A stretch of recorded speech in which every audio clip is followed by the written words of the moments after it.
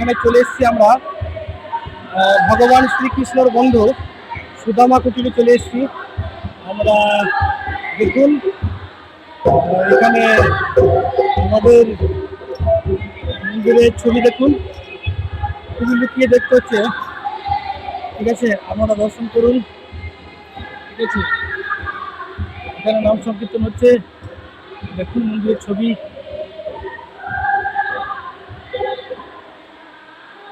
দর্শন করুন, ঠিক আছে? এই যে দেখতে পাচ্ছেন নাম হচ্ছে এটা সুদামা মন্দির, ঠিক আছে? এটা হনুমান মন্দিরের ছবি। ধন্যবাদ, যেটুকু পারলাম আমি তুলে ধরলাম। রাধে রাধে, সুদামা কি জয় হোক।